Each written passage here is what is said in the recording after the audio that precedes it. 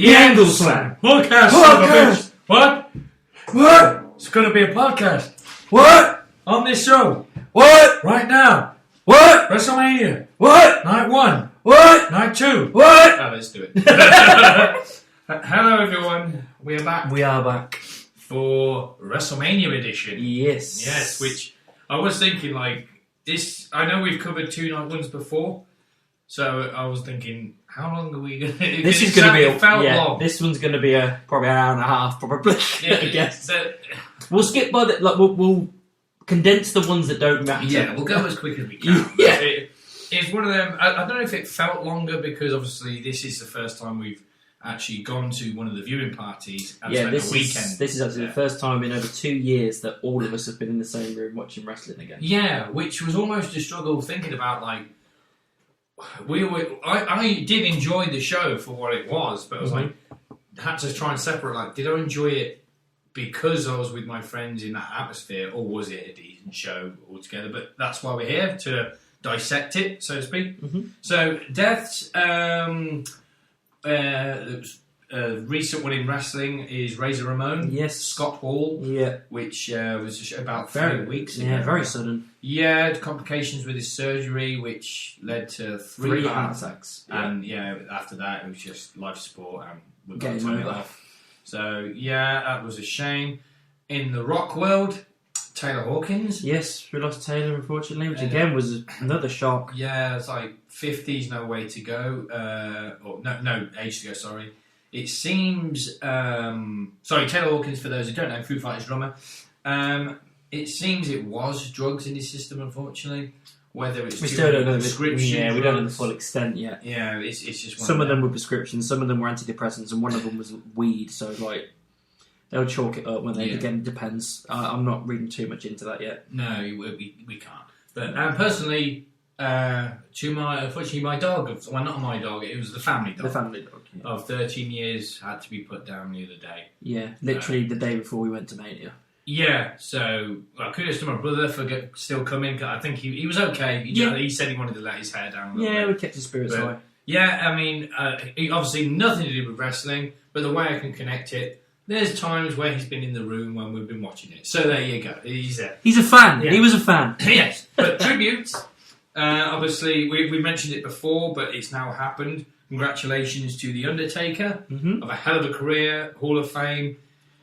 Did say never say never. Yeah, But we'll see about that. Yeah, it needs to be never. As we've all explained, Yeah. it needs to be never. Yeah, it's just put your slippers on and just chill out. Chill out. Yeah. I mean, don't get me wrong. As a fan, love to see it, but it probably isn't the right call. No. And then something we'll probably dive into later on when we get to night 2 is Triple H's official retirement. Yeah, I mean, again, that it wasn't necessarily a shock We knew it was like on the cards. yeah, but now it's been decided for him.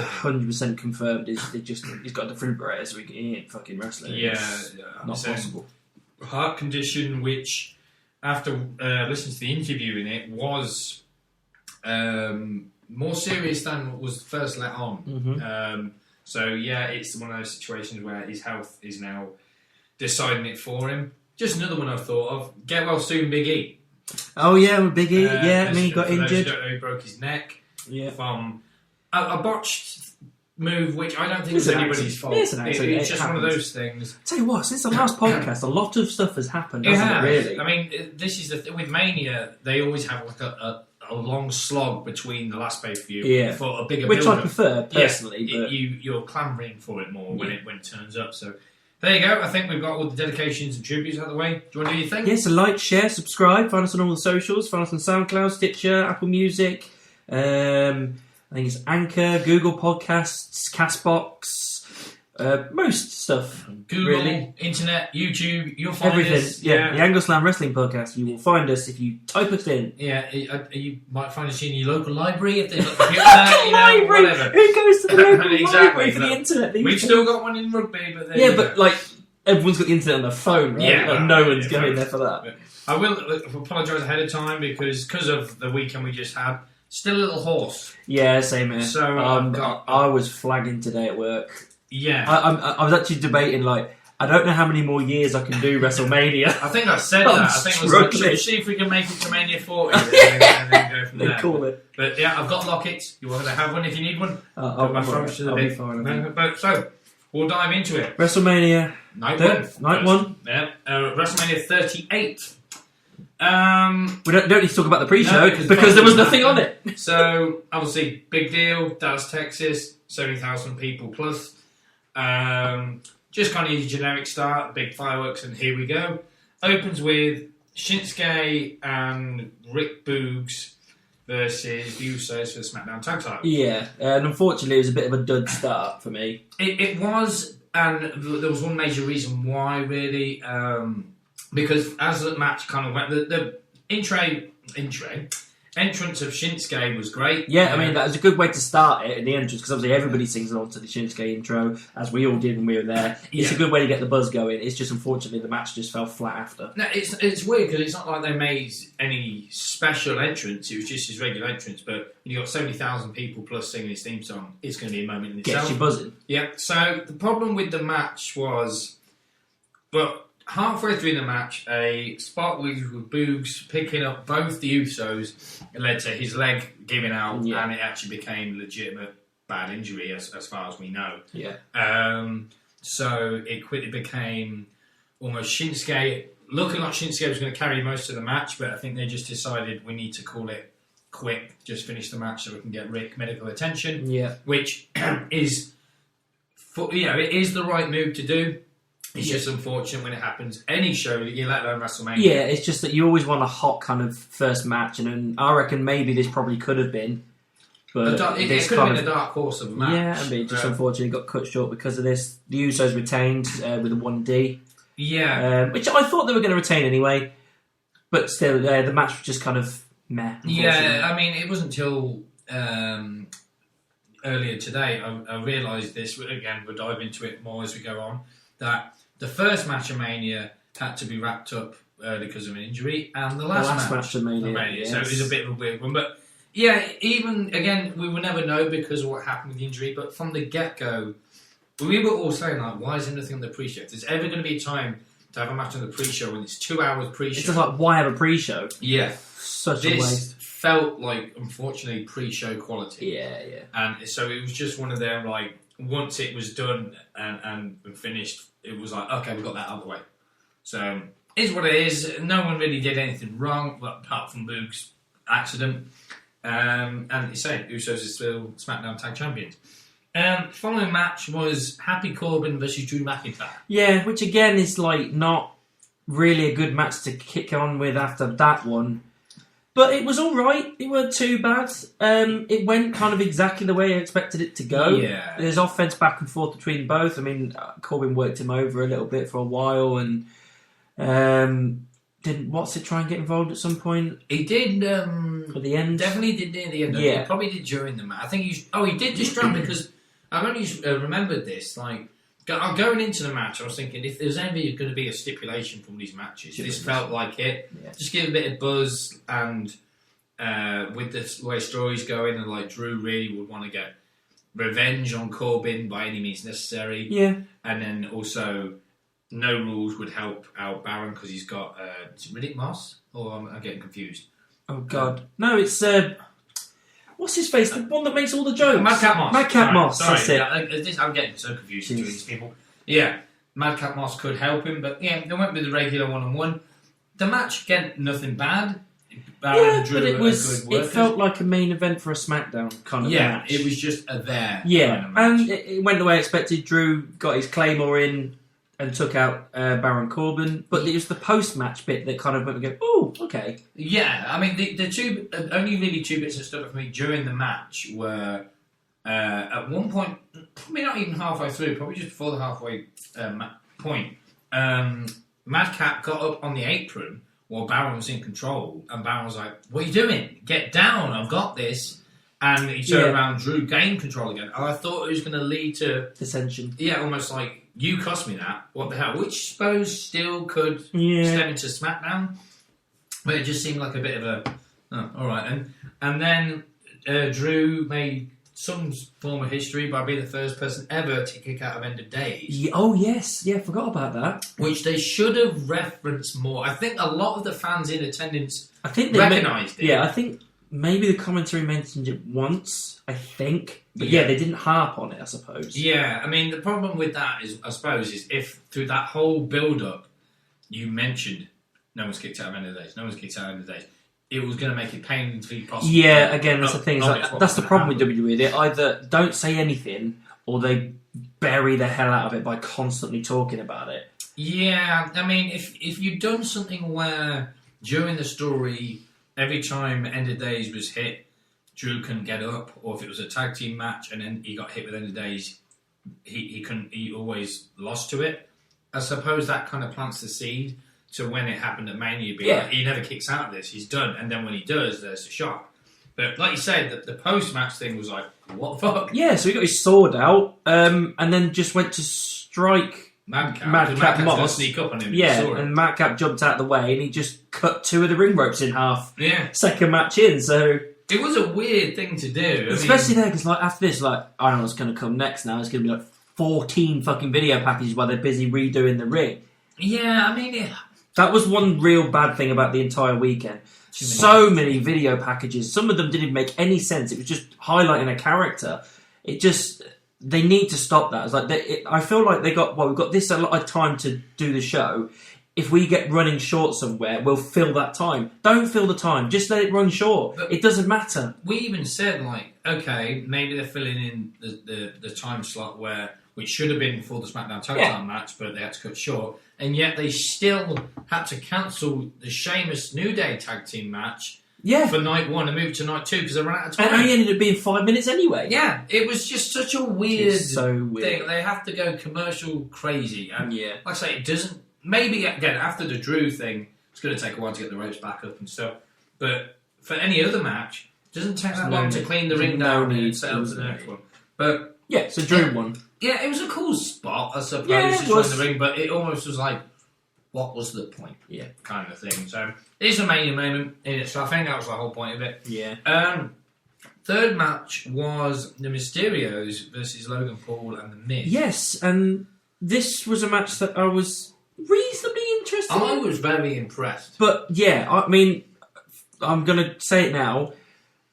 Logan Paul is an awful human being. Yeah, I hate him. We all hate him. He's an arsehole. His brother's an arsehole. He'll live an arsehole. He'll die an arsehole. He'll probably pop out a couple of arsehole kids. He's an arsehole. Yeah, he's a dick, alright? No one likes him.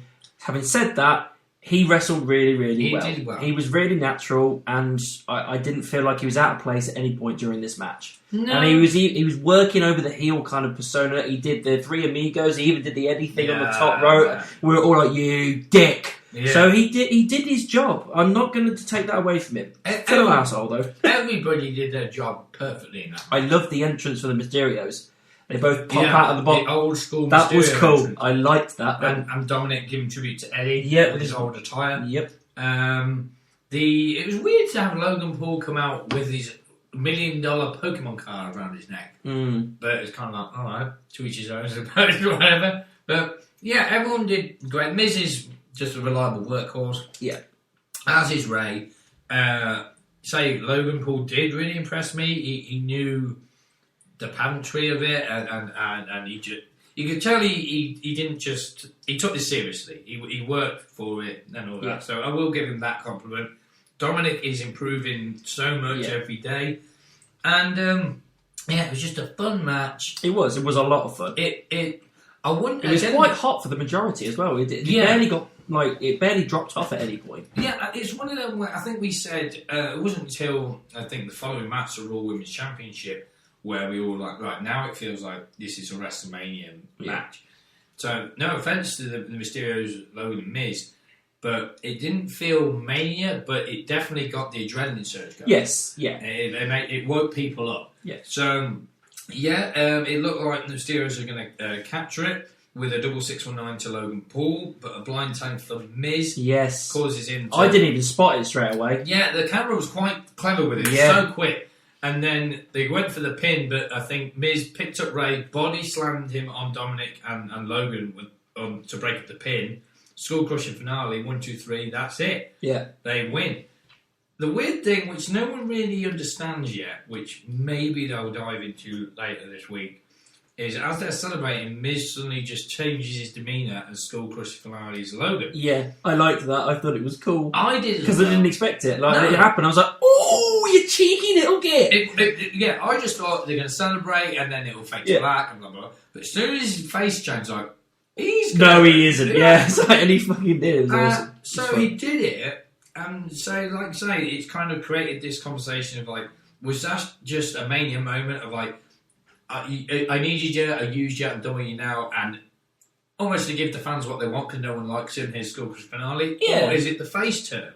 I mean, I wouldn't mind a face turn for Miz. It's if they have a match at Backlash, which I wouldn't be against. No, I mean, if that happens, Miz is definitely going in as the face. Yeah, because Logan's did really well as a heel here, and he's naturally a heel because in real life he's a dickhead. No one likes him. It's just one of them where at the minute Miz does fine as a babyface, but he's golden as the heel.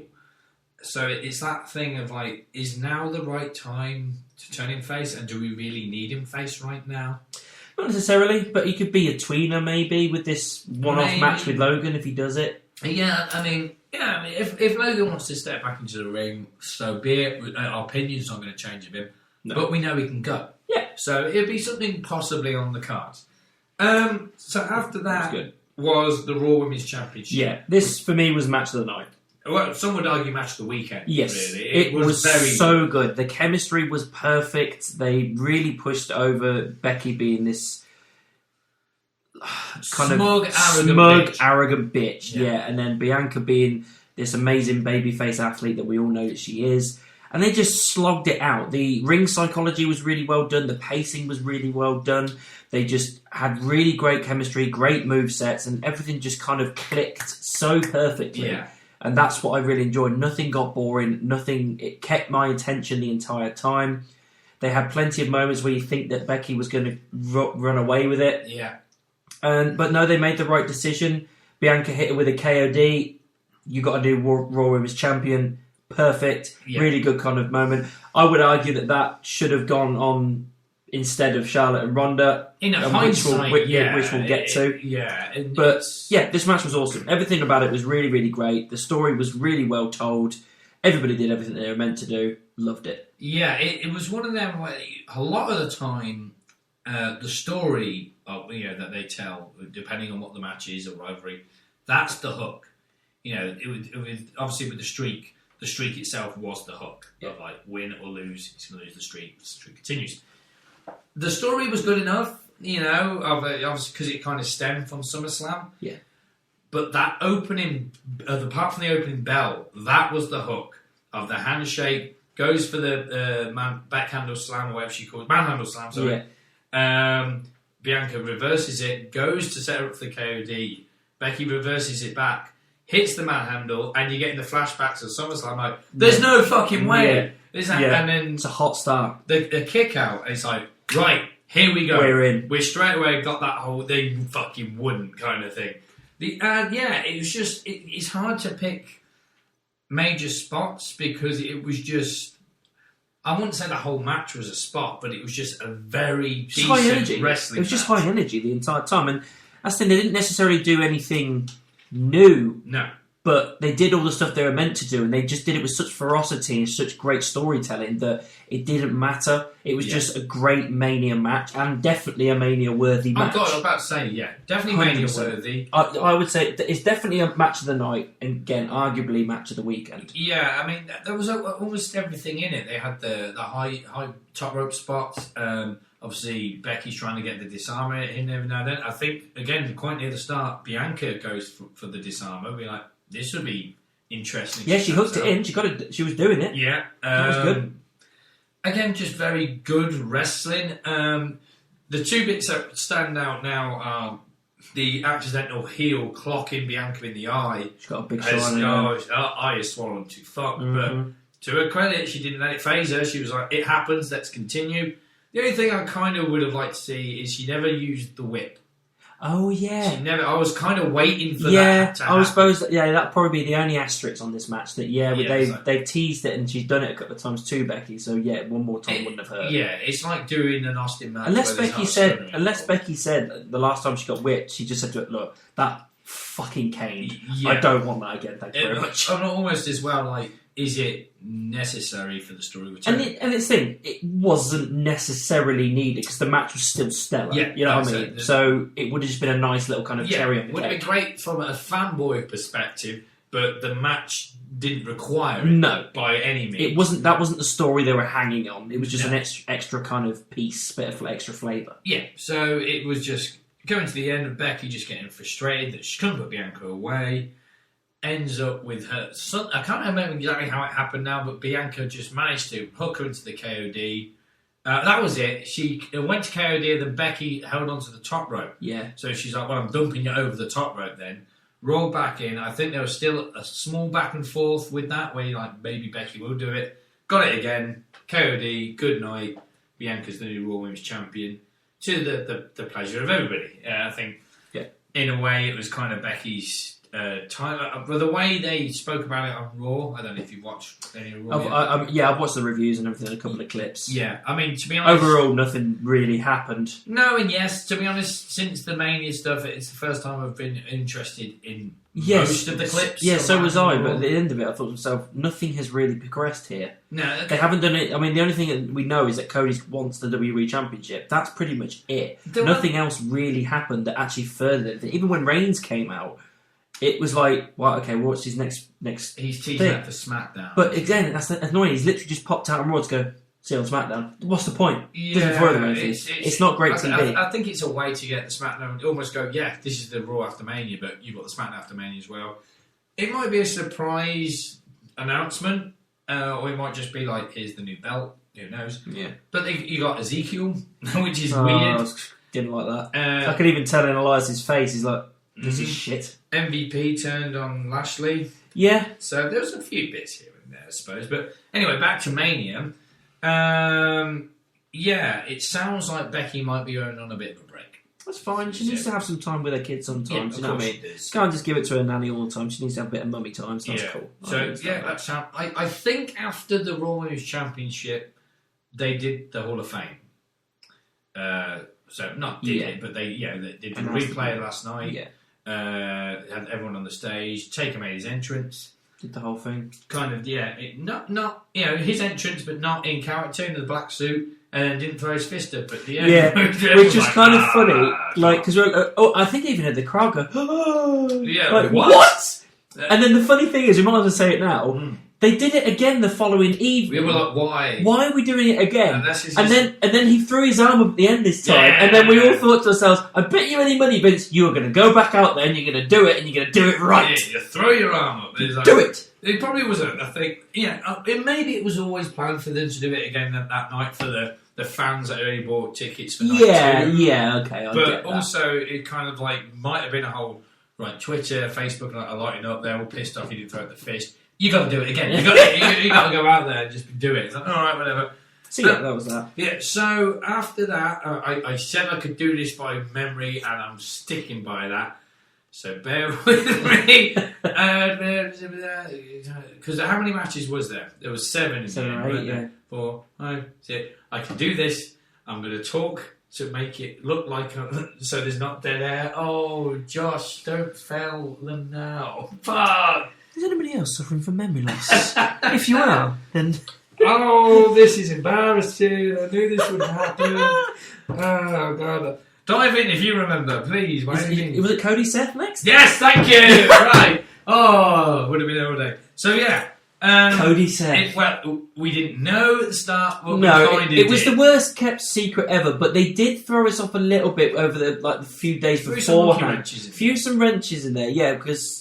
They teased that Shane might be the one, and that they also teased that Cody hadn't signed on the dotted line, or that he backed out. Yeah. And then, all these things were corroborated by reasonable sources, so it made you start to believe it. Then when Taker said at the Hall of Fame, never say never, straight away my brain went, what if there's Taker for one last go? Then we heard that there was someone else pretending like Bray or something like that. There was rumours of Bray.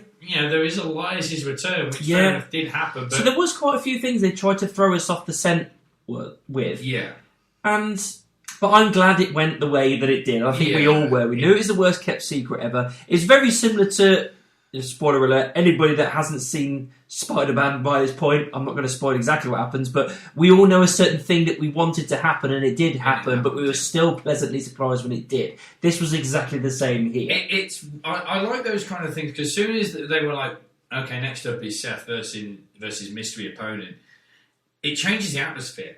Straight away. Because you've also got here we go. That extra little asterisk of who is this going to be? Yeah, it's like... Is it going to be who we want, or you is it wait for that pop, or you wait for the fucking spew of disappointment. So, obviously Seth has his entrance. Weird attire. But the orchestra was cool with his... Yeah, that was cool. That was cool. Does his entrance, music fades out, and it purposely so, it took an age to come out. It must have been a full minute of silence, like, come on! And then all this pyro goes off, lights go out, and I think I'd heard he got the rights to his they kept everything the same. Even music. Vince has said, if it ain't broke. Yeah. So he's kept everything in the AEW Cody Rhodes, which is great. Yeah, and as soon as it just went through wrestling as more than one, royal family, it was just... So he just came up slowly out of the ground, smoke and fireworks. American Nightmare logo and everything. It was so cool. And here we go. Went batshit. I was like, fuck, this is surreal. Yeah. I think that's what we kept all saying. This is so surreal that a guy that went off, didn't get what he wanted from this company, went off and helped, along with others, build another company, then left that one to come back to this company. Yeah. It's so surreal, but goddamn did we mark it. I did think Seth potentially sold it in the right way, because he didn't look shocked or scared, because it wasn't a character like The Undertaker where you would be like, oh my fucking god.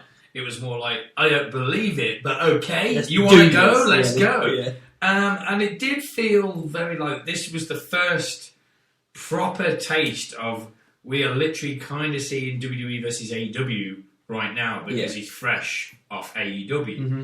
And the match wasn't fantastic, but it was by no means bad. No, I think it was a tale of two halves. The first half, they were still trying to feel each other out. They were trying to get their chemistry together, because I can't imagine they'd done a lot together. There was probably a lot of nerves. A lot of nerves and that as well. Very emotional. So the first half was kind of like, it was a little bit all over the place. There was a couple of botches maybe, and a couple of trying to figure it out and what they were doing. Yeah. Then the second half, once it kind of got into things, we were going towards the finish. All the right moves were done. All the right things were done. And a couple of crossroads here and there. A couple of attempts at stomps. All this kind of shit. Yeah. They did the right thing, and in the end, they kind of pulled through and finished off the match. And at the end of the day, I wanted this to be an amazing match, but I wasn't going to be disappointed if it wasn't, because the moment of Cody coming back and going against Seth was more than enough. Yeah, that's what it was all for. It was the moment, and I understood that. I think it was a weird one, because it's almost like, not only is it like, here's Cody, you've got an opponent, he's wrestling at WrestleMania,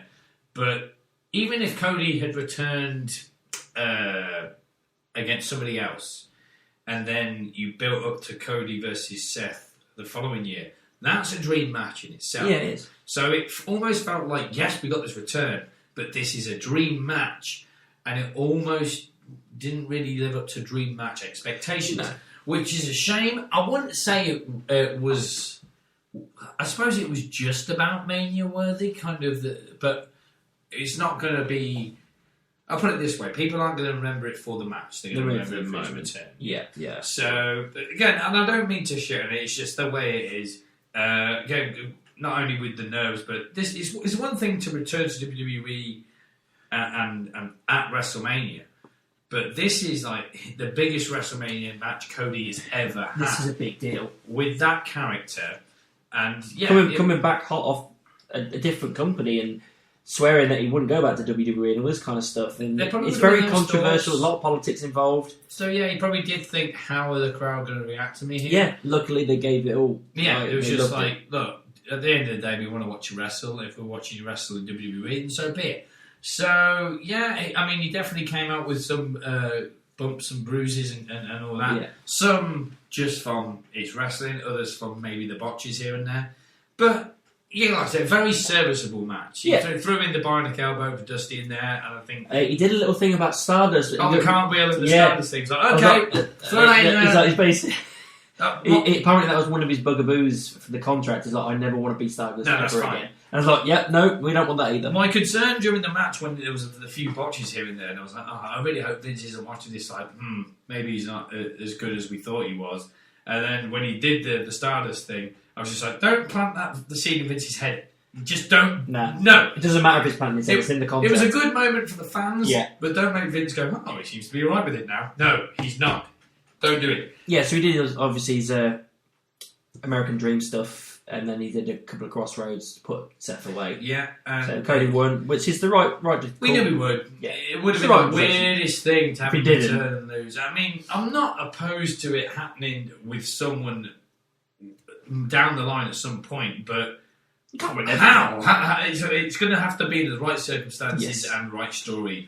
If it was like Cody versus Lesnar next year, then I understand if Lesnar wins. Like that's fine. So that was that. It was good. And then the following was the SmackDown Women's Championship. Yeah, this again was another dud for me. They've fought each other before, and Ronda is good, and Charlotte, we all know, is amazing.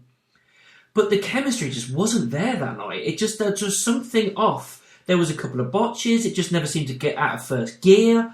There was just nothing that kind of hooked me in to make me really invested in this match. Nothing of note really happened, other than the very end where the ref got knocked down, and then she tried to get the ref up, then she got kicked in the face for the loss. Yeah. And this is another thing as well that kind of ruined it.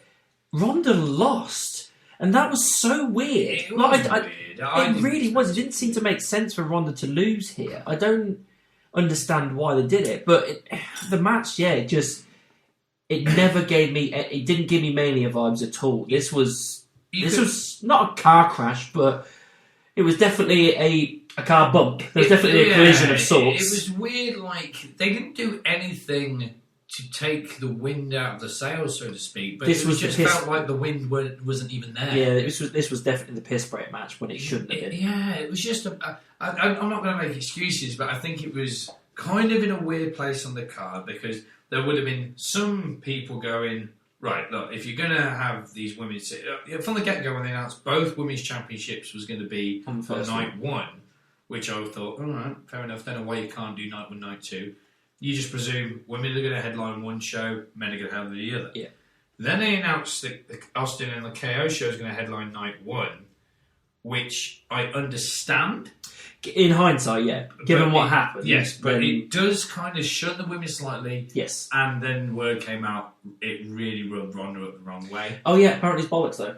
Oh, was it? Yeah, like the whole... She basically posted something just saying, I have no problem where we were. Like, it was an honour to be in Texas and being just underneath Stone Cold Steve Austin. Some people were making these rumours out of thin air just for drama. She basically just said it's horseshit. Okay, I mean, I'll take that with a pinch of salt. She could be telling the truth. She could be just going, I better keep face here. Or you never know. But it was just, again, it was a weird place on the card because I think people were just like, I'm spent from everything we've already seen. They spent a lot of energy, working Cody back. And then you want to save the energy for what you know is coming next. Yeah. So I think people were interested, definitely, but I think they were going to be like... I was interested, but then after a while... I'm not going to expel energy. Yeah, the wheels just kind of came off. That was the problem. It was just, like I said, there was... I don't know when the rumours of Ronda being pissed off... I think it happened after night one, to be fair. Yeah. So I don't think anyone was watching the show going, oh, Ronda's coming in all pissed off. But Charlotte's obviously left a bad taste in the fans' mouths recently because just her behaviour behind the scenes and stuff. And the story wasn't strong. No. No, it wasn't. Again, it should have been Becky Bianca further up the card. Yeah. Or, see, I was genuinely shocked when Ronda picked Charlotte. Yeah. But I think they're saving Ronda Becky for next year, apparently. They are very, very strong in that. Yeah, but we've been waiting since like May 35. Yeah. It seemed to make sense that, if anything, Ronda Becky should happen now and Bianca Charlotte should happen. That to me would have made more sense. So yeah, again, the match wasn't. They did try and make it. It's not like they tried to like throw it out the window. No one was being unprofessional. They were trying to do their job. It was just not good. That's the point. I just don't know what it was. It just wasn't good. A few things didn't hit their mark. No. There was some just full blown botches. Mm-hmm. There was just some of the moves Ronda was doing. It's kind of like, okay, something, I've seen her like she'll do a body slam, but she'll put her own twist on it to make it look more aggressive, or intense, or more like painful as far as like the person receiving it. But I get why she would do it at Mania, because you want to give it that Mania feel. But sometimes it's like, look, you're botching these because you want to put that twist in it. Yeah. Just, keep it simple. If it's not working, just do exactly what it says on the tip. Hit a body slam. You don't have to like try and put your own fucking twist on it when it's not hitting the mark. So, again, it kind of suppose it was of note that at one point they did hit I think it really kind of got going where like the figure eight got locked in, and then Ronda escapes, and then they're reversing each other back and forth with the ankle lock. Yeah. Then at one point Ronda properly gives her the I can't remember what she called it, Piper's Pit or whatever she called it. Yeah. And the ref counts to 3, but straight away does not ring the bells. Like, sorry, she had the ropes. Now, originally I was thinking, okay, that's fine. That he's calling it straight down the middle, and that is correct. But I was very aware, like, this is little Nate.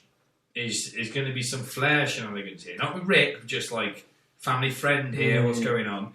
Then, to his credit, it was a good spear, accidental spear to the ref from Charlotte. Gets the armbar in, Charlotte taps, no ref in sight. She's like, fucking hell. Wakes the ref up, and I think a just straight boot to the head of Ronda. That put Ronda away. Puts her away, and everyone was just like, oh, right, okay.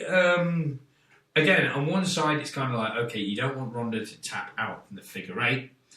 But at least maybe natural selection. A couple of natural selections. Yeah, or even just rolling her up and holding the ropes. I think a lot of people, like you say, were kind of expecting Ronda to take it. She's meant to be the baddest woman on the planet, and both times that she's lost at Mania, it's been a bit of a chump loss. Yeah, I mean, I kind of presumed she'd win it more because, WWE aren't happy with Charlotte at the minute, so I didn't really see them keeping the belt on her that much longer. But also on the other side of the coin, like we discussed over the weekend, Charlotte has lost at WrestleMania. Well, she hasn't lost, but she's been in matches where she hasn't been the winner. Yeah, but she's never been pinned or submitted. So that streak continues. Yeah. So I don't know if they're trying something there. Maybe. So fair enough, because now she's like, if we take that into account, that's 4-0. Yeah. Of like, 1-on-1 matches, never submitted, and never been pinned. With Ronda, I mean, if you wanted to protect Ronda, like, we can't have a tap out. Believe me, I wouldn't be pissed off if she tapped out. Yeah. But wouldn't it make more sense to, like, have a pass out to the figure eight? Just almost a throwback to Mania 13. She's just in it for so long trying to fight out, and then she just fades away. And they could have created history, because every now and then in the figure four, when they fall back, they forget their shoulders on the mat, and the ref starts to count. Never seen them actually count 3 on that. You could have just had Ronda fade and fade and fade, fall back. I suppose that would have been a pinfall though, technically, so maybe not.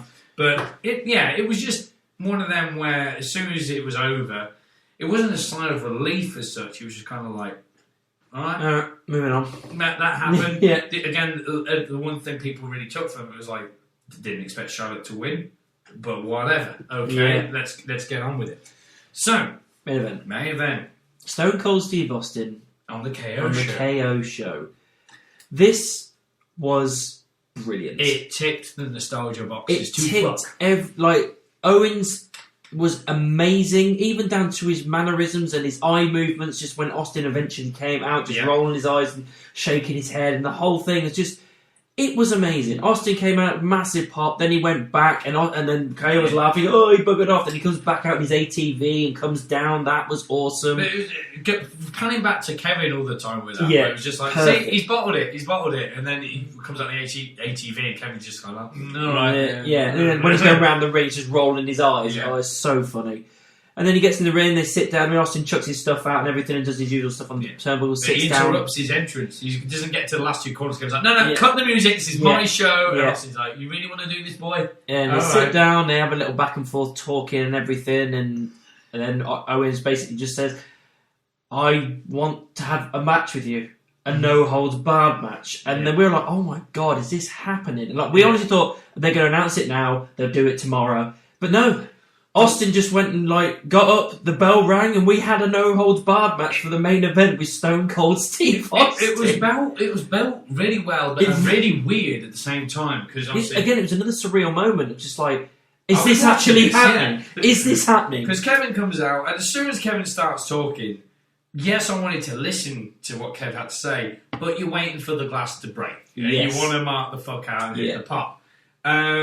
So they have the bit of back and forth. Kevin's like, all right, whatever, but no holds barred, let's go. I want a mania moment, I want to kick your ass. Austin just kind of leaves the hook dangling for a minute, doesn't say much for at least 30 seconds, let the crowd go on, you can do it. And he's like, if you want me to kick the living shit out of Kevin Owens, give me a hell yeah. Then he goes, send me a ref. Well, I was like, that's when everyone's like, are they doing this now? Is this happening? I was half expecting, right before the ref goes to throw his arm up to call the bell, Kevin stops in and would go, nah, not tonight. We'll do it tomorrow and roll out. Just to fuck everyone off, set the hook, get people invested in night two. But as soon as the bell rang, it was like, this is official. This is happening. We're on. And, it was slow to begin with. Obviously, Austin was never going to be... As facts. No, he's 19 years, his knees are fucked, his neck's fucked, his back's fucked. As soon as he came up with the knee braces, it was like, something's happening. Yeah. He's so doing he's mostly stomps in the corner to start with and that. Owens sold everything absolutely to perfection. And then even, sometimes they went out into the crowd and everything, and Austin took a couple of suplexes onto the concrete. It was nerve-wracking. It really was, but they did hit bits and bobs here and there. They had table spots and that. Obviously, Owens did most of the stuff going through tables. He carried most of the match.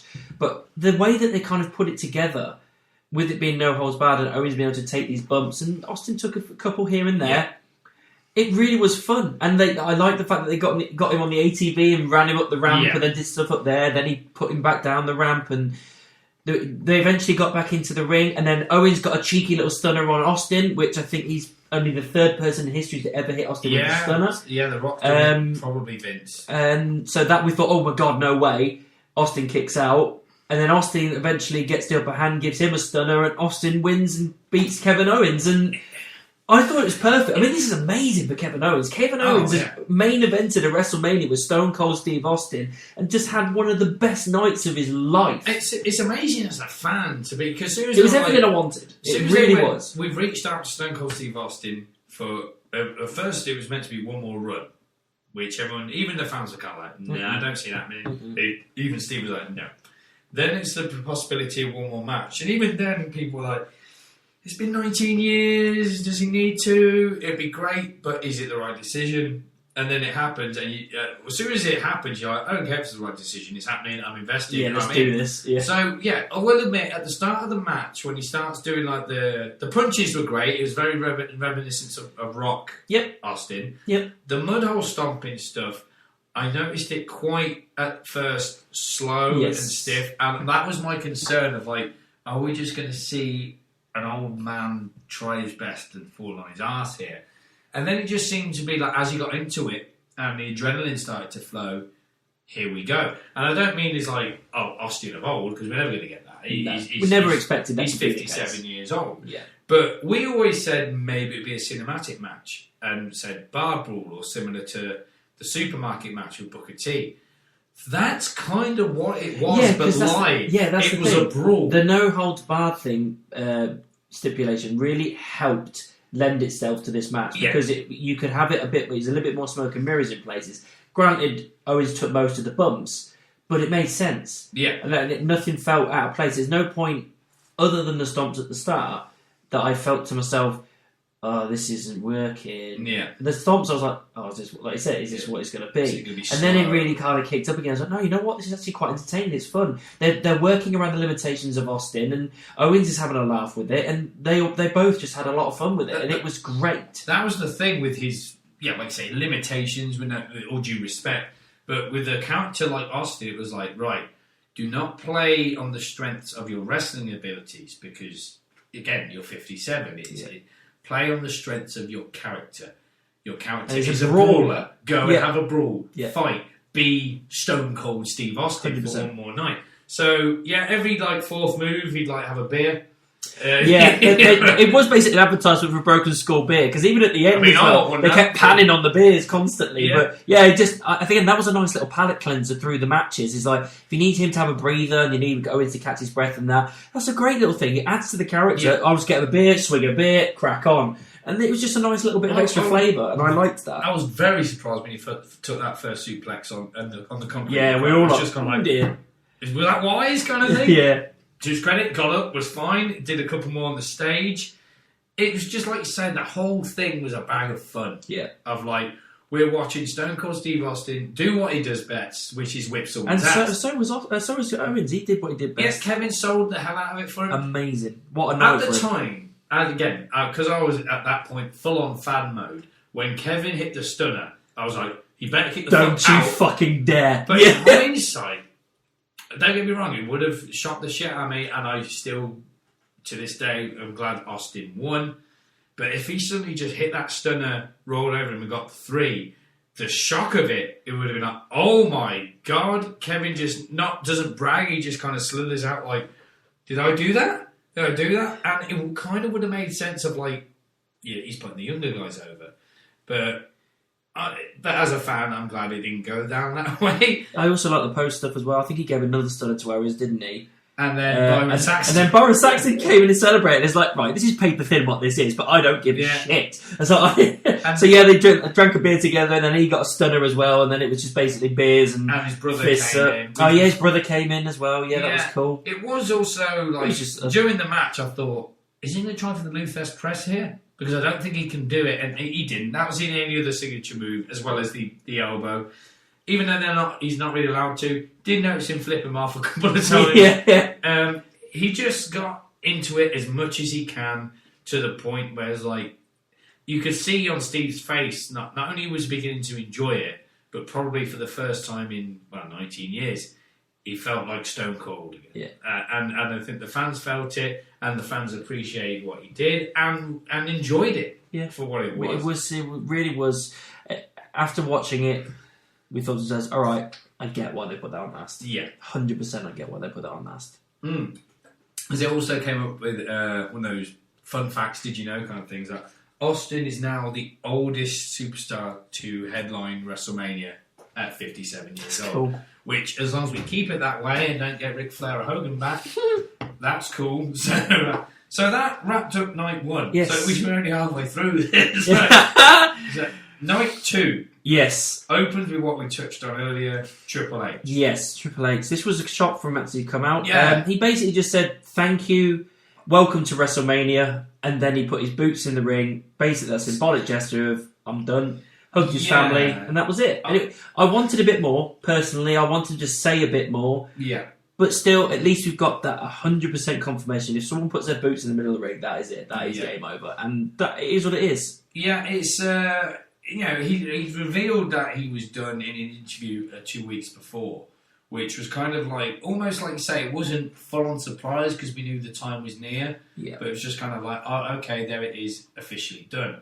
It probably would have been more astute to have done it, like, if the interview never happened, for the WWE confines to be like, suddenly just Motorhead hits, you're like, which was the reaction, like, holy shit, it's the game. Yeah. Here he comes, what's he going to say? This is the first time we've seen him since the Hart thing, and if he just goes, look, this is it, this is me announcing I'm done. Yeah. So, yeah, he kept it short and sweet.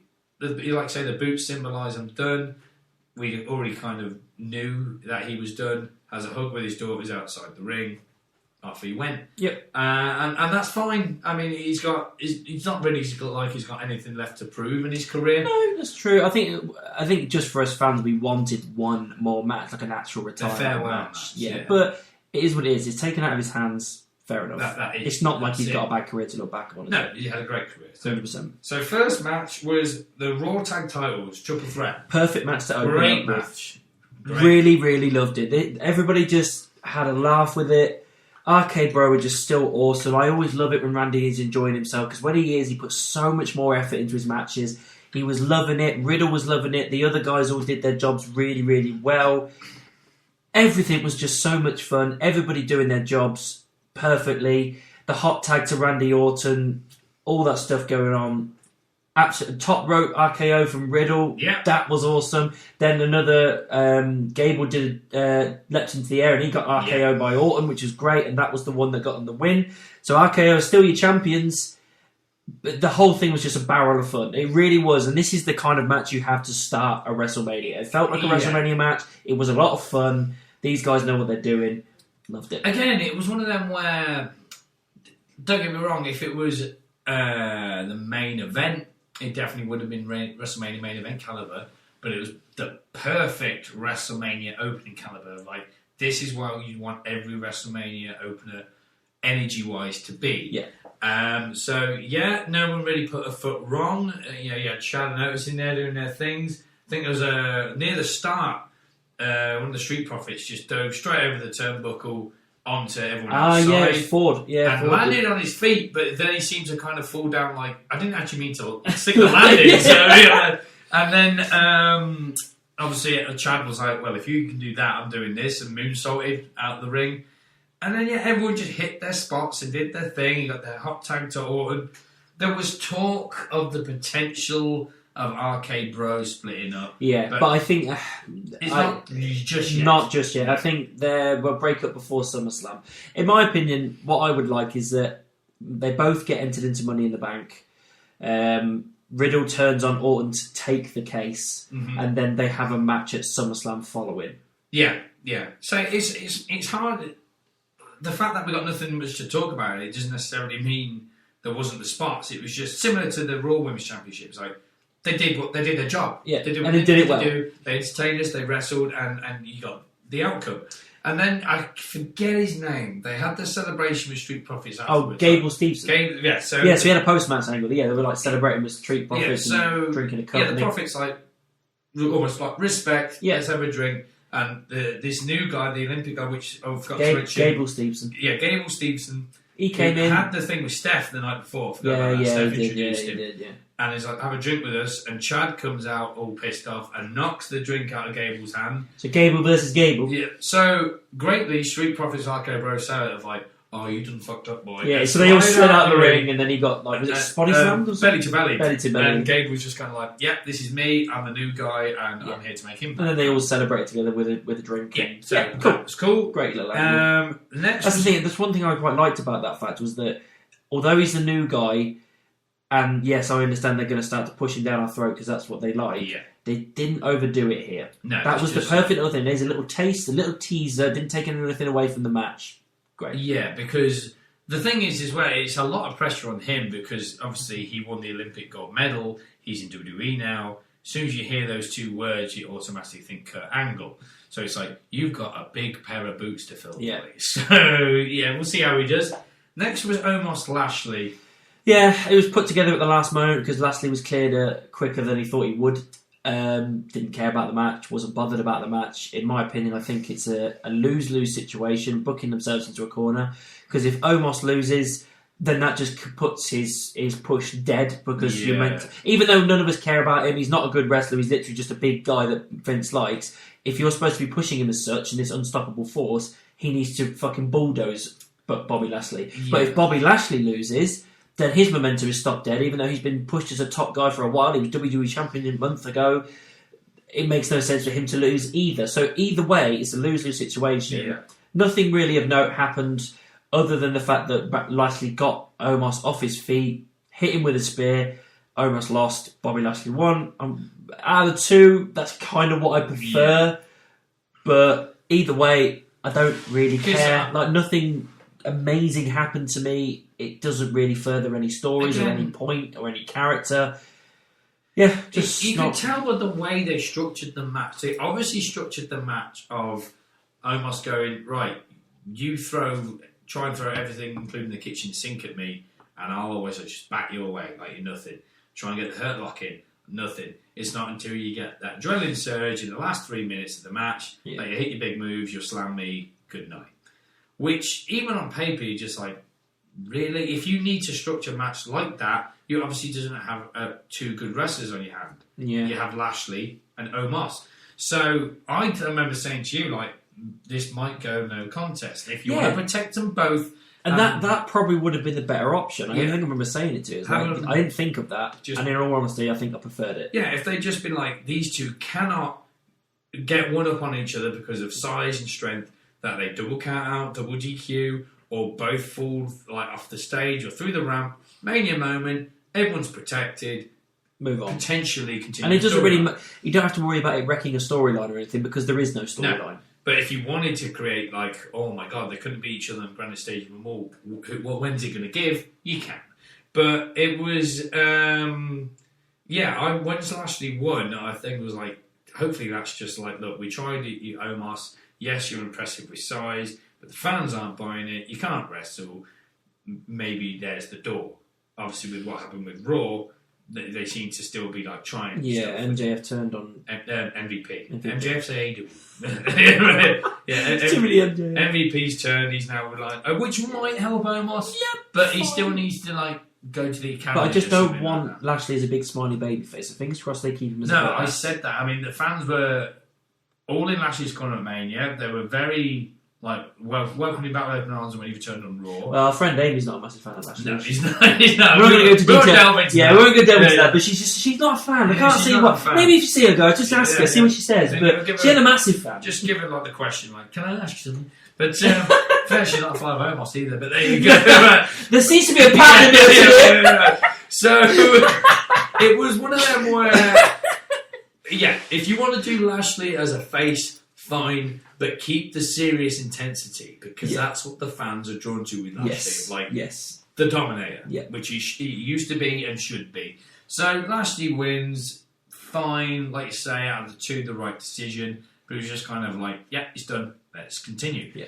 Next, I believe, was Johnny Knoxville versus Sami Zayn. Oh God, this was something I wasn't really that bothered about, to be honest, because it was like Johnny Knoxville. You know, he's not a wrestler; he's a jackass guy. So it was just going to be a load of mental stuff. Mm-hmm. But in all honesty, Sami took most of the fucking hits. To be honest, he did. It was insane. It was batshit crazy and stupid in the best way possible. This was one of the most sports entertainment kind of pieces of the weekend. There's another one that we'll get to.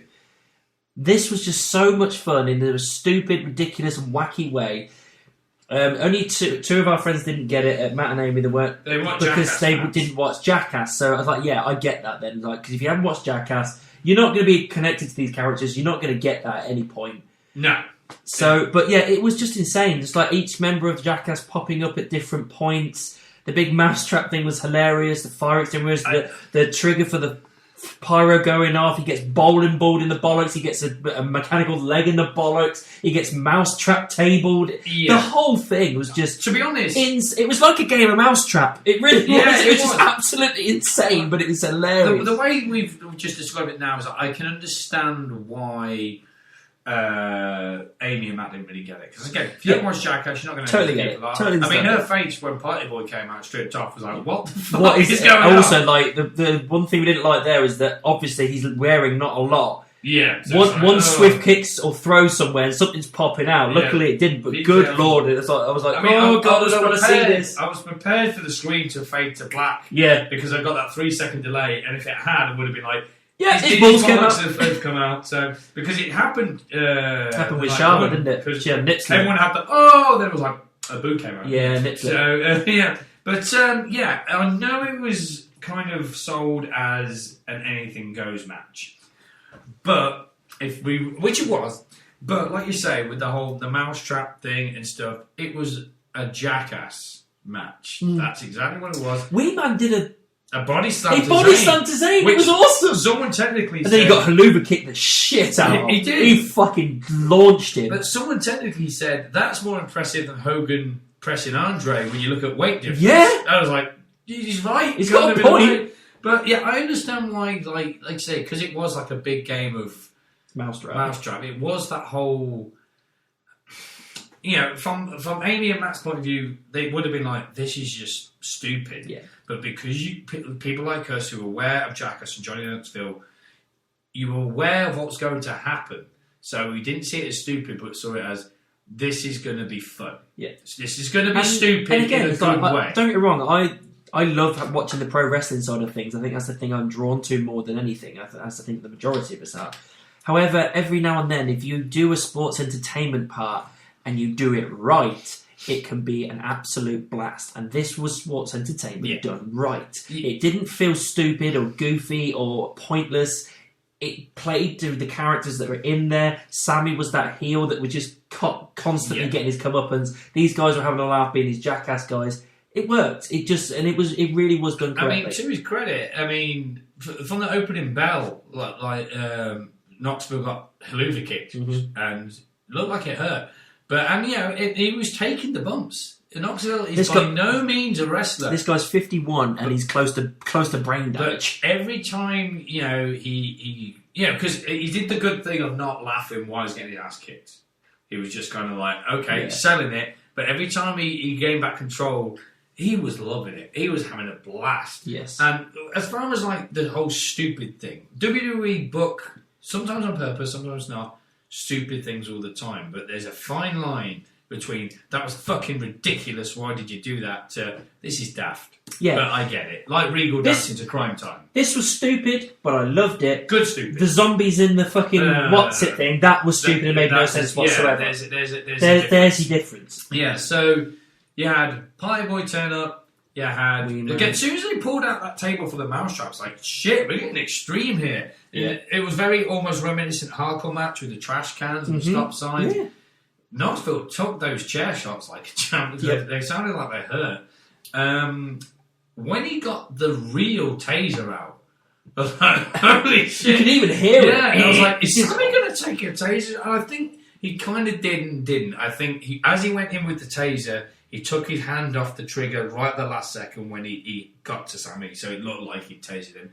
What I loved, and they did the camera angle great, was when he chased him around the ring with a taser, the giant hand swings out. Yes! And smacks I forgot about that, because I out. did not see that coming at all. That was hilarious. But people have already got it like, the return of WrestleMania debut of Mae Young's head. I was like, okay, fair enough. The bowling ball to the nuts. The mousetrap thing, the big mousetrap, kind of botched. Yeah, but then again, it was funny, like, he got taken down, and then that's how Knoxville got the pin, so Knoxville wins. Yeah. And then even after they're celebrating, he's still stuck there, which I just found hilarious. He's like, oh, you know! No, to be fair, Knoxville saw that the mousetrap had broken, so he was like, oh shit, but he knew exactly how to fix it, and it swung down, and that was it.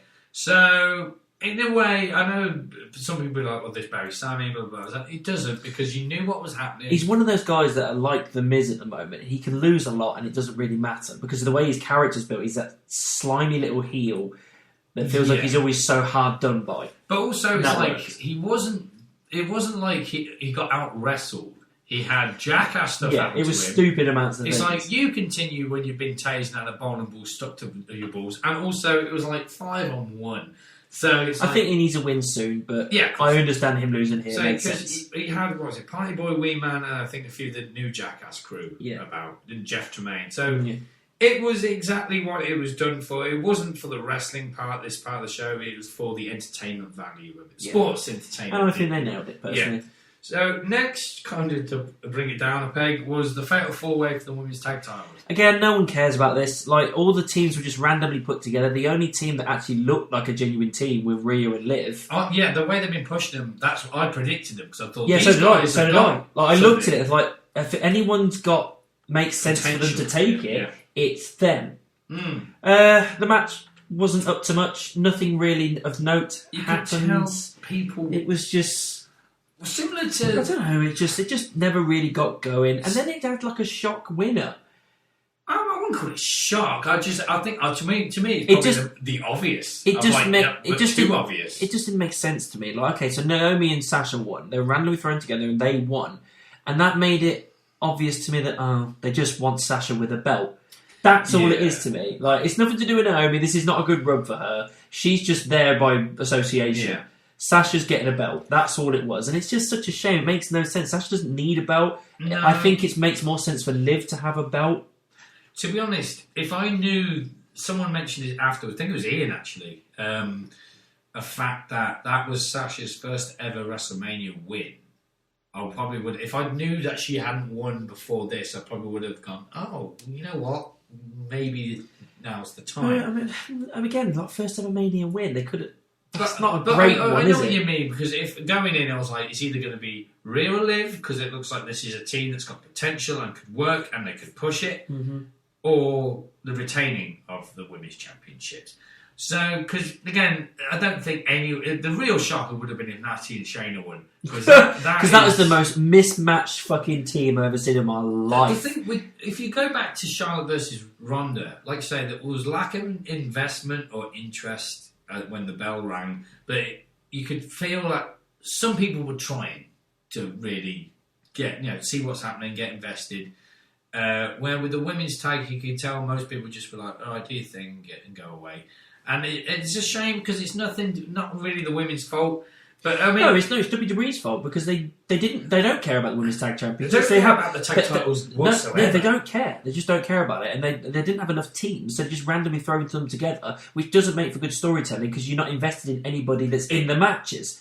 It's a hard pill to swallow, isn't it? Because if one of them where if they came up to me like, "Do you want to be in the Mania card?" You're going to be, of course. Well, of course you're going to do it. If they say you want to be on the Mania card, you're going to go and do your job and do it, aren't you? It's just that... Well, yeah, if it's your job, you go and do it. Yeah. But if you had the choice, like, do you want to be in the Mania card? Or, if the world was fair, if they go, do you want to get in the Mania card in this way, which is the way the women's tag went, like, we'll just throw you randomly with some random person and there you are, or do you want your character to have more flow and sensibility and just to make sense? It would be a difficult decision because it's like, well, this might be my only opportunity to be at WrestleMania. But at the same time, it's like, but I don't want my character to seem a throwaway, just you can put me anywhere kind of thing. I need to feel important. Yes. So, and again, I sensed the lack of investment where at one point Shayna was in control. And I think Zelina, Carmella, and somebody else, might have been Liv, slid in to break up the submission, and Shayna clocked them.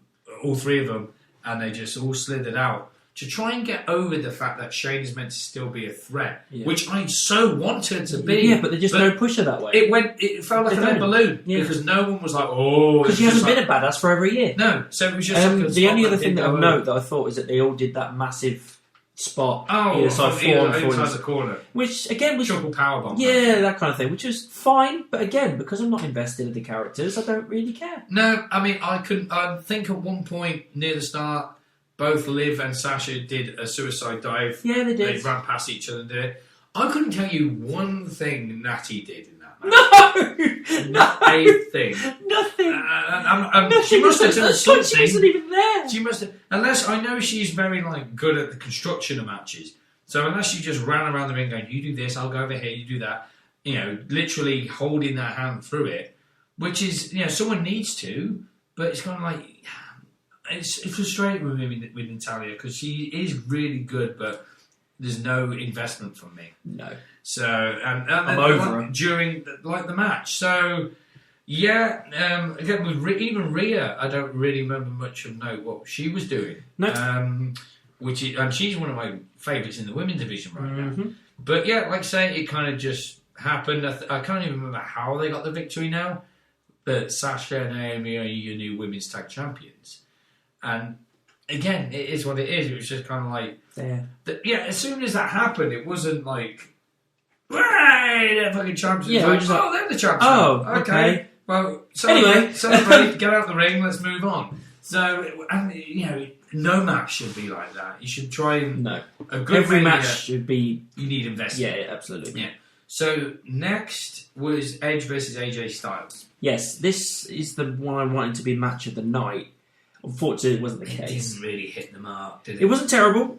No means was it terrible. No. It was more of a psychology match. It was a slow burner kind of thing. And it started to become painfully obvious that I think this is going to be a first of maybe a trilogy of matches. Which I'm fine with, but it doesn't mean that you hold back at Mania. No. And I'm not saying it was those two that necessarily held back, but I think maybe the writers and Vince and everybody said, I don't want you to go full tilt here. No. And I don't agree with that. At Mania, you go full tilt. It doesn't mean you can't go full tilt for the next two matches, because you can. Well, That's what I felt like happened. We had some moments. Styles Clash was in there at some point. Yeah. We did. I think we got a spear as well. There were elements. It never got into that full-on third act, high energy thing. It was there. It worked to further the character of Edge, and also what happened at the end as well kind of shows that there is going to be a continuation. But yeah, it didn't live up to the hype, unfortunately. I remember saying to you, when you looked at the card of night 2, because there was like a couple of celebrity bits here and just a couple of matches where you're like, this ain't going to be long. Now, you knew Omos Lashley weren't going to be like a long one. Yeah. I remember really thinking they might put all their time behind this one and go like at least over half an hour. I mean, I think it was about 25 minutes, possibly. Yeah, maybe a bit shorter than that. But, I mean, it was weird. Everyone was talking about AJ's entrance at first because he came up with his face bleeding. Yeah, we're like, what's happened to him? And the rumours were like swirling from, did he have a fight in the gorilla position because he looks like, say, pissed off? Or did his pyro burn his face? It turns out the silly prick walked into the set. Yeah, so no wonder he was pissed off, because he was pissed off with himself. He looked so angry. I mean, I'd be pissed off with myself as well. Yeah, just so would I. Really? I got blood trickled down my face because I wasn't looking where I was going. Live on TV. Okay. But so nothing bad in the match happened. No, they led a lot to be desired. That's just I think the fans just expected more and wanted more. They did what they do best. You know, Edge's entrance is great as well. Yeah, coming up on the throne. That was cool. Yeah, I liked that. With his new Alter Bridge theme song. Yeah, all worked well. I love that. And then, to be fair, they did hit the marks that they needed to. Like, to be honest, I don't remember Edge hitting the spear. I thought he did. Maybe spear to win, wasn't it? Oh, of course it was. Yes, from right at the end. But yeah, because I was expecting it to be at least one spear AJ kicks out at some point. But there was, spear midair, wasn't it? Yeah, so it was spear midair. There was execution. There was the 450 splash where Edge put his knees up. They hit the Styles Clash, which was great. Yep. And then as AJ's going for the forearm, when he turned, I thought, is he looking at a weapon? Is he thinking something else? And then the camera pans back, and there's Damian Priest. Yeah. And everyone's like, what? kind of thing. And that distraction alone gives Edge enough time to compose himself and hit Edge with a spear halfway through. Gets the win. Again, that was another thing I wasn't really expecting. I thought AJ needed the win here. Yeah, maybe more, not just more so for AJ because he's not won anything major recently, but Edge has been on some big winning streak. And I'm like, dude, you're here to put the new guys over. Yeah, and I thought that was supposed to be the point. But I get why they're doing this. Yes, because it seems quite obvious that they're building up a new faction for Edge. So they're building up this new character, a new story with Edge to be like, he's one of the guys to beat. Yeah. Which was like a rumour thing, apparently. Like, I think Matt mentioned, it's a rumour. I was like, God, if I knew it was a rumour, I would have picked it for my prediction. I didn't hear it. It was a very recent rumour. It might have been within that day. So, but there's good. I mean, it's a good spot for Damian. I think being the muscle for Edge, that'll be good. It'd be nice. I'm intrigued to see where this goes. I'm also intrigued to see who else is going to join this faction. Yeah, someone once said it wouldn't be great if it was Ciampa. I would like it if Alexa was part of it as well in some capacity. Yeah, I wouldn't even mind if they got Nikki to turn back to her old Nikki and put her back in there. Like, that would be fun. Psycho Scott, why not? Because the superhero thing's kind of had his day now. Yeah, don't really care. I mean, if you hadn't heard the rumour after the victory, what they tried to sell was once Priest rolled in the ring, him and Edge kind of had a standoff. You're like, what's Damian going to do here? Like, if I hadn't heard, I would have been like, is Damian here to make an impact? And he's just going to wipe out Edge and AJ? And then they just both smile at each other and in unison put their arms up of like, yeah, we're together. And, watch this space kind of thing. Yeah. So, Edge gets the victory, which, again, I've got no problems with. But I just I thought AJ was going to get the win. Yeah. Next was just the most weirdest match of the weekend. Pointless. New Day versus Sheamus and Ridge Holland. Yeah, which is meant to happen on night one. They were pushed for time, so they put it onto this night. And it had a New Day win all over it. Because the bad guys didn't necessarily need the win. I picked them for predictions, and in all honesty, I don't know why. But it ended up working out for me because they ended up winning. The New Day came out, like the fact that Big E wasn't able to be there. They were hot on the fact that he's injured, so they wanted to. They came out in his singlets, the Big E singlets, which was great. It was proper, and then Xavier's just come back into the fold as well. That's why I went with them. So I was like, this has got a New Day win all over it. Especially the fact that we've just had Edge a heel win. The next match makes sense for a face to win, really. Yeah, I mean, but yeah, it went 5 minutes. Nothing really happened, and then they just lost. And that was it. It was a bro kick and a power slam, and good night. I think I went to get a drink halfway through New Day's entrance.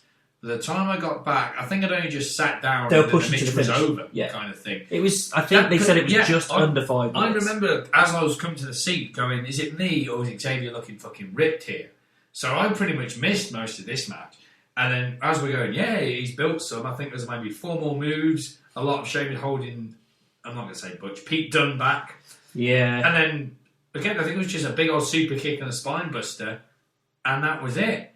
So, yes, I maybe you'd gone with, originally gone with them for the whole, right, okay, New Day definitely don't, they've been around long enough to, nothing would really benefit them victory-wise and putting over the new guys. And again, maybe that's what I thought in my subconscious, but in all honesty, I can't remember what the actual reason was, other than the fact I thought the New Day don't really need the win. Yeah. But as soon as I saw them coming out in Big E singlets, I thought, okay, I'm losing a point here. Yeah.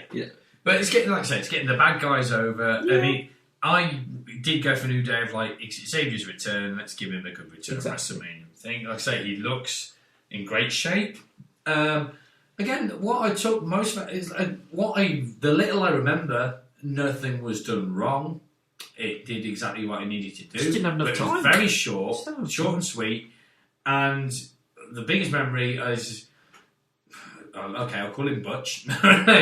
Butch just really embracing that character and being mental, trying to get involved, and Sheamus going, no, we've got this. Don't get us disqualified. Yeah. We got this, and they get the win, and they're even trying to hold him back after the victory to stop them kicking the crap out of him. So it was a very kind of okay, look, it's one thing to get knocked off night 1 to night 2, but if that was the plan from the get-go, what was even the point in the first place? And again, with all the fucking video packages they had throughout the weekend, they could have easily given another 12 minutes to these guys. This could have been the pre-show. We were half expecting it to be on the pre-show of night 2, but... Yeah.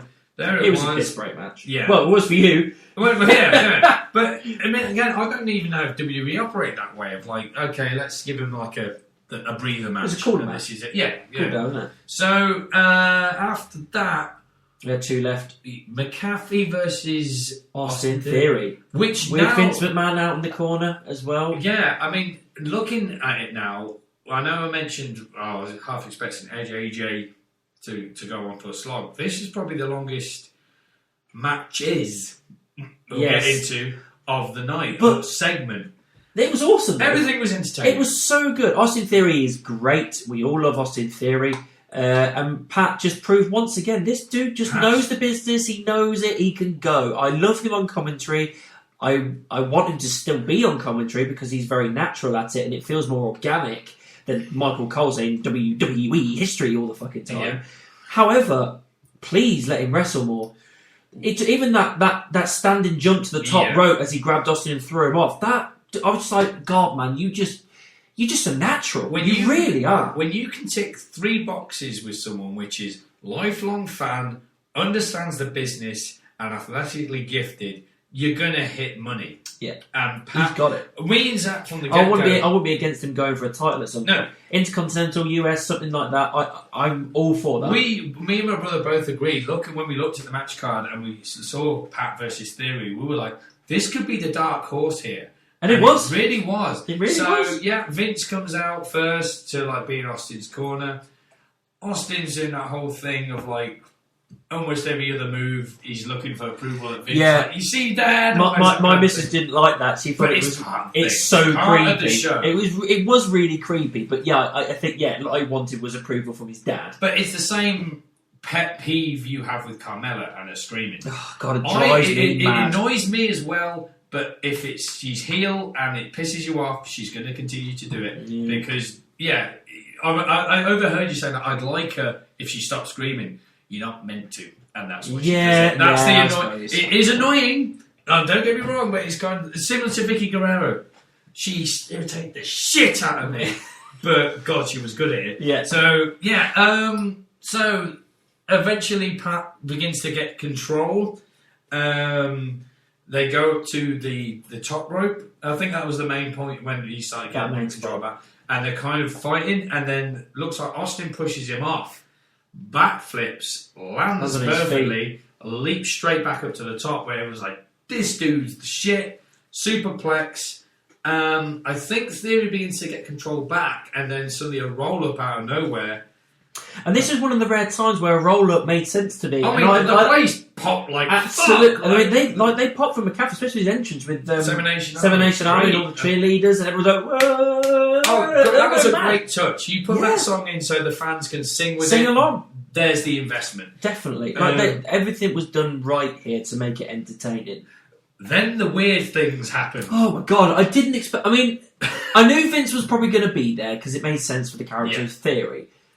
But to have what we got, it was just... this was the next entertainment portion of the evening. And again, it was stupid, it was ridiculous, it was hilarious, and it worked so well. So Vince gets goaded by McAfee to get into the ring. He ends up taking his shirt and his jacket off, and he's got his little vest underneath. Yeah. And in all honesty, at 77 years old, he's still looking pretty decent for 77. And they go into a match, an actual match. The bell rings, and it's basically just a squash match. McAfee gets squashed by Vince. Yeah, and that was my only pet peeve with it. It's like it was not believable either. But I think because did Theory beat him down beforehand? He interfered. He kept interfering, didn't he? But the shoulder barges and obviously the ref isn't going to call anything off because it's Vince. No, but the barges by Vince and the clotheslines, I was thinking, come on. But it was just like we were just so bemused at what we were actually seeing here, and so Vince gets a win over McAfee. But I did remember, like from the get-go, before Vince went on the podcast, there was talks about McAfee wrestling, but the main move from the get-go was Pat versus Vince. But everyone thought as if, and then it kind of just dwindled away. Yeah. So after Theory lost, obviously Vince is giving Theory the shit, and Pat's like, "Come on, him." And as soon as Vince starts taking the jacket off, you're like, nah, and then he starts putting it back on. I genuinely thought, nah. Nah, he's not going to do it. And then he probably took it off, and I could see the black vest under the shirt, like, he's doing this. Holy fuck. So again, kind of the pathetic little barges of clotheslines of like, I know this is a scripted show, but you got to make it somewhat believable. Yeah, it's Vince, isn't it? And he's old. I know Theory got involved, and Pat really had to sell the whole,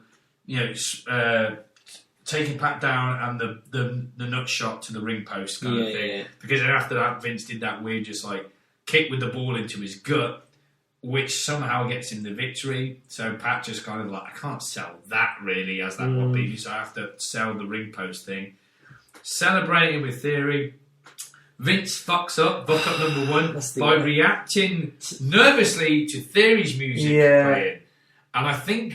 At that point, we went, I think we know what's happening. We knew someone would have to come out. There's no way you're going to have a heel Vince win a match here and not have what happened. I remember looking at you 5 minutes before going, Steve? Yeah. I'm like, maybe? And then we're thinking about it, and then the next thing I hear is my missus going, Austin? Yeah. I was like, I think he might. Like the clocks, the gears are turning. So as soon as he reacted, like, yeah, it's okay, he's fucked up there, someone's coming out. Yeah. And then the glass breaks and we pop again. Absolutely go mad again. I thought, I can't believe I've seen Austin twice in a minute. I need to double check this fact because someone said it's a fact, but they're like, with the part of the show it was in, I'm not too convinced, but we'll see. Allegedly on the network, if they've done this on purpose, it's incredible. Austin comes out at exactly 3 hours, 16 minutes. Oh, yeah. I've heard about this. If that's true, that's awesome. Amazing. Yeah. Awesome. So Austin comes out. Vince is obviously doing the Vince self. Oh, fuck, is Steve. Yeah. Austin gets in the ring. Theory gets a stunner for his troubles. Flies into the rafters. I don't think I've seen anybody sell it that well since Rock. He sold it like a champ. It was OTT. Yeah, it was, but in the best way possible. And then we got... It was the funniest thing. We were all laughing, and the thing that made me laugh even more is as it was happening, Amy behind us going, "Oh, Vince! Vince! Vince!" Oh my! So he goes in for a stunner, and we knew it was not going to be good because Vince can't take a stunner to save his life. I didn't think it'd be that bad. Like worst stunner ever, but by a country mile. He booted him in this, and he just kind of crumpled backwards. He went into the rope, and then he kind of fell back forwards. So Austin had to kind of grab his head, put him into the fucking lock, and then stunned him, which he kind of just fell backwards. And then Steve just couldn't hold it any longer. He was dying laughing, and we had tears streaming down our face, just going, "This is ridiculous, but god damn am I entertained." I mean, I was thinking, and we knew it was coming. So but we never knew it was going to be something special. We didn't realise it was going to be that Vince bad. is trying to sell the whole... Come, look, let's just have a beer. Let's just have a beer. Yeah. And at first, when Austin gets the beer out, and Vince kind of turns away to drink it like he knows something, and I was thinking, oh, he's being clever there, but it was just him giving a taste of the Broken Skull IPA and gives it the whole nod of approval. And I was going, right, this is obviously going to be a Vince McMahon stunner, so he's probably going to go down like an empty bottle of water. But it went down like a shit flannel. It went down like a deflated balloon. It was insane. So, obviously, what I love in the other angle replay, Austin's got a mouthful of beer when he does it. So he kicks him in the gut, and Vince is halfway crumbled already. I'm like, he's already gone down. So Austin has to chase after him to try and pick him up. And Vince can't get up. And from the other angle, Austin's full of beer and smirking his ass off, knowing he's already fucked this up. And then tries to just hook the head, and Vince just kind of melts down. Like a shit ice cream. And even the fans are just kind of like, what? Kind of thing.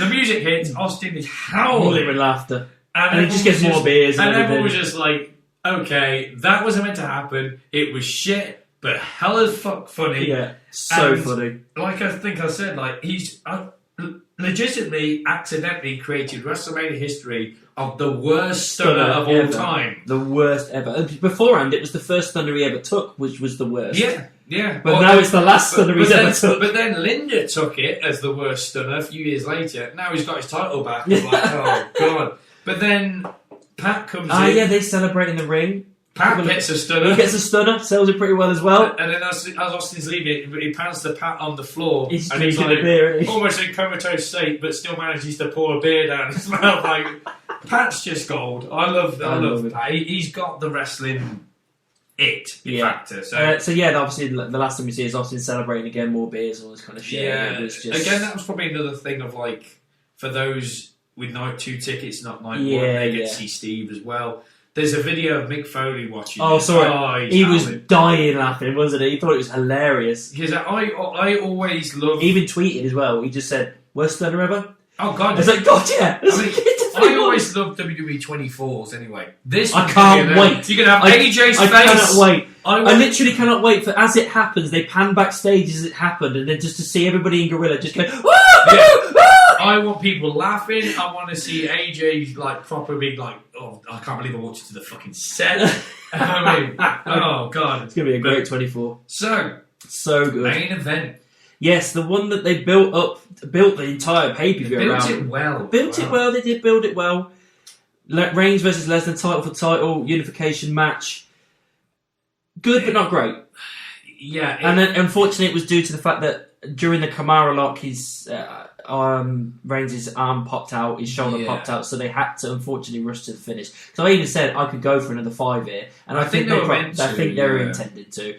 It is what it is, but it wasn't like the Usos match bad. It wasn't really bad. It was still good. We still had fights. We still had spears. We still had decent spots back and forward and everything. It just meant that, unfortunately, the last 5 minutes were taken away from us, so we had to spear to them. I mean, when we review these, you can, as fans, once a bell rings to the end, you can always like sum it up as either like that was amazing or that fucking sucked up. Okay, whatever. This was almost like a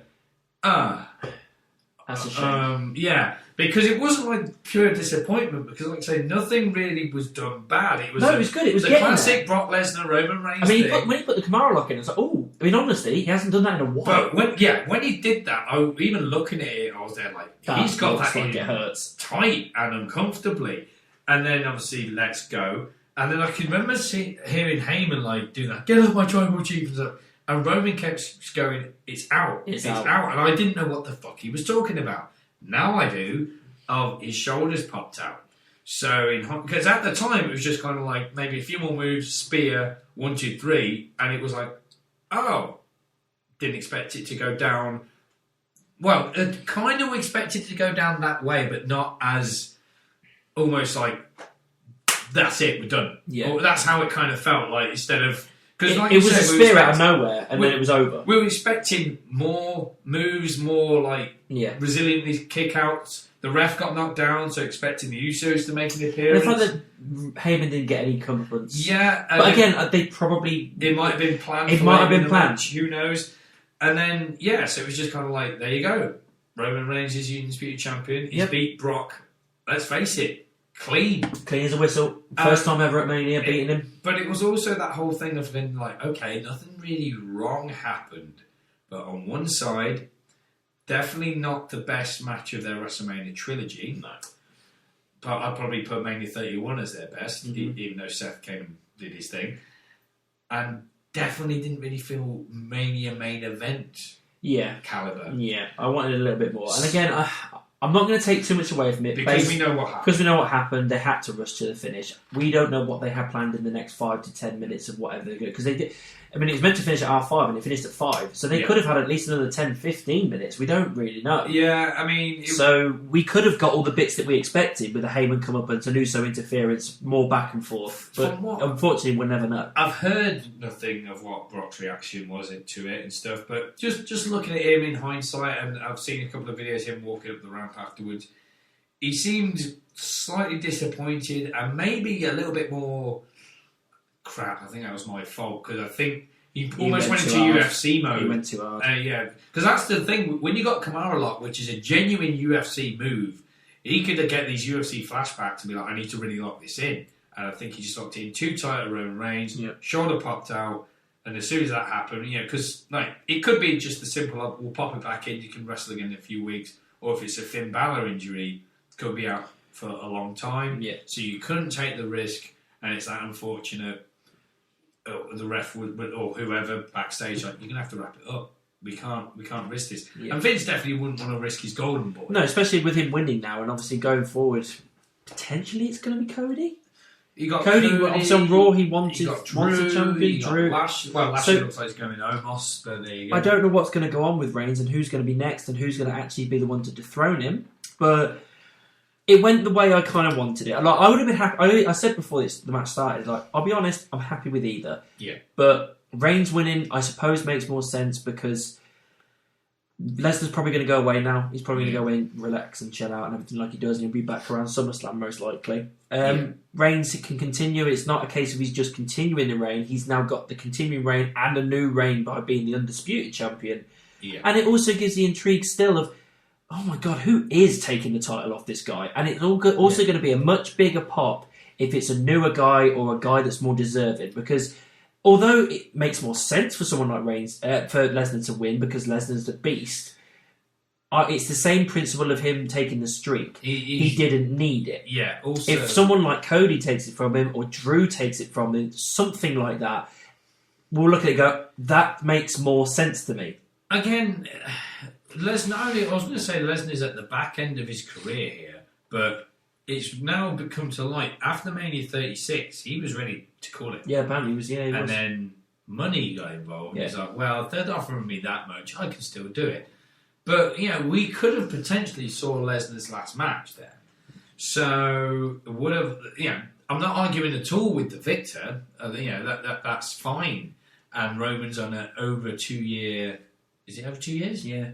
Reign to the point I'm not upset about it, but I'm feeling the finish line is is coming. Insight. Yeah. So, yeah, and one of our... Right, 3 of the big pet peeves we had that weekend were Stupendous, Ugh. Seth freaking Rollins, Ugh. it's just like, stop saying this stuff, and the biggest WrestleMania main event of all time. Yeah, again, if you keep saying that, then it's not going to be. Now, And we knew, it's like, do not shit over the other main events you've happened or any future ones. It's a stupid tagline. Yeah, you shouldn't. But now, just even looking at the quality of match, like I say, nothing bad. Wasn't the biggest main event of all time, and it was never going. It was like one of the biggest stipulations going in, being a unified undisputed champion. That's fine, but it doesn't mean it's the biggest match of all time. But also, when you've also got the same 2 opponents for previous manias, it's kind of like, so you're saying 31 and 34 were as well, because you didn't sell that like that. So it is what it is. But there you go. Roman Reigns is the undisputed champion. I'm intrigued to see what happens. Yeah, I'll admit, I'm interested to see who we go against. That's what I'm intrigued by. I suppose it's probably the same for after every Mania. They always manage to kind of put the feelers out and set the hooks to keep the fans going, okay, what's happening next? It's that time of year to go like, okay, what's new? What's going to happen? Yeah. So, yeah, that's it. That's Mania 38. I didn't really think of star ratings here. Right, okay. I know what I'm going to go for because I thought about it a little bit and I weighed up a lot of things. Like I said, there were some good matches, there were some great matches, there were some spectacle moments and entertainment moments that were just either wacky or hilarious or just genuine entertainment done right. There were a few duds, granted, so I would take those into account as well. However, I think overall, the positives weigh out the negatives for me. I really enjoyed the weekend. Not just the fact that we're all in the same room watching wrestling. I felt like I still left entertained both nights. Yeah. Even with the unfortunate thing that happened in the main event, I still left entertained for both pay-per-views. They put on a lot of stuff that was really, really fun and wacky and stuff that I just generally didn't expect. Yeah. Like, we weren't expecting Austin to go into a match. We weren't expecting Vince to get involved in a match. Yeah. We weren't expecting all that kind of stuff with like Sami Zayn and Knoxville. Yeah. Cody was a great, an obvious surprise, but still a great one. There were some awesome things going on.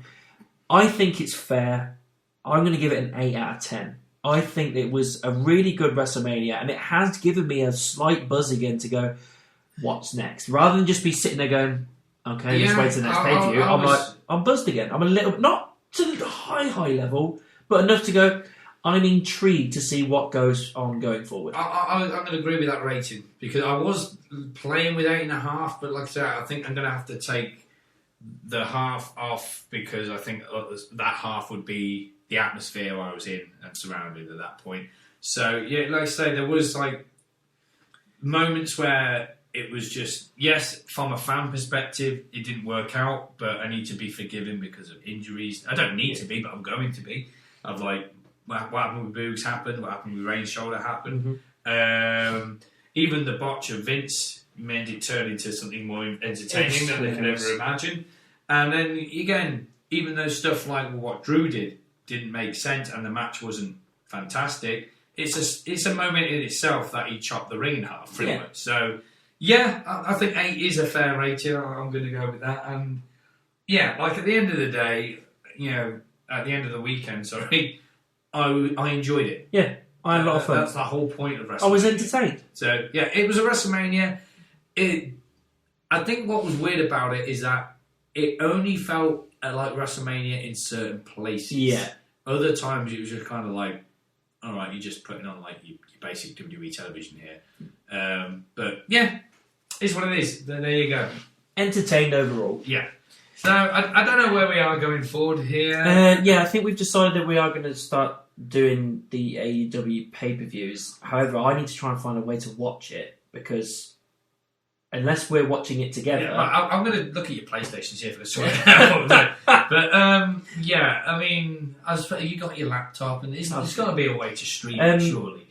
I don't know what we're doing about the smaller pay-per-view. I was going to say, we were going to judge it on Mania, like if we were going to go Mania was good. Yeah, so I think we should, if we're going to watch the next pay-per-view, which will be Backlash, If it's good, we'll review it. If it's that shit, we'll just be like, you know what, forget it. Yeah, we'll go by the quality of the show. I think so. So we'll go from there. Yeah. So that's WrestleMania 38 done. We apologise for it being so long, but at the end of the day, it was 2 nights. Yeah, it's 2 nights of 10 hours worth of stuff. And it was a fun time.